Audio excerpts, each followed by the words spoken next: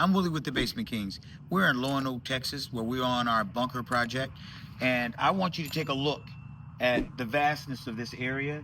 This is exciting for us because this is the first time in a long time that we're working in a subdivision that's pretty much is going to be dedicated to basements.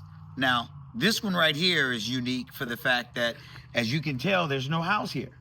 So you see the large hole in the ground? This basement is like 14 feet deep. But if you look over here on the side, there's your house. So you may ask, so what's going to be over here? Yes, very, very good question. It's because this is all going to be dirt and grass, and no one's going to be the wiser that these areas are going to have a basement. Because what's going to happen is our basement is going to be tied to the house with a tunnel, with a hidden tunnel. So all this area is going to be filled in and covered in, and with our particular waterproofing, it doesn't matter how close our basement is or is not to our swimming pool if you even put one close by, because we're going to use crystalline waterproofing, and our crystalline waterproofing loves water. So the more water there is, the harder our basement walls are. But this basement and bunker, you'll notice all the extra reinforcement. We're going to have a steel door that's separating one from the other. You'll notice how thick our footers are. It's because when you're going to build a basement and it's going to be more underground, the weight of the soil and the poured ceiling, you're going to have to make sure that this foundation is not going to want to move. So you can see the quality of footers that we're putting in. We don't normally put in footers like this for our general basement. We have some really nice footers, but not like this. So why don't we go downstairs and you can take a close-up and we'll show you how we do our beams.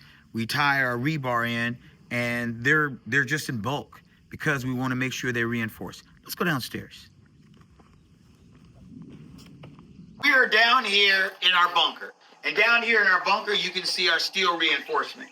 And our steel reinforcement, are you looking at our columns, you're looking at our piers, these are pushed in, and this is where our columns are going to be, because we have to make sure that they're strong enough to hold the weight of all the walls that we're going to put in here, and the ceiling is going to be poured. The ceiling is going to be poured right around 8 to 9 inches thick. So there's a lot of weight here. And they may decide to drive vehicles over the top of this because nobody's going to know it's even here, because it's going to all be covered with soil and grass. Nobody will know.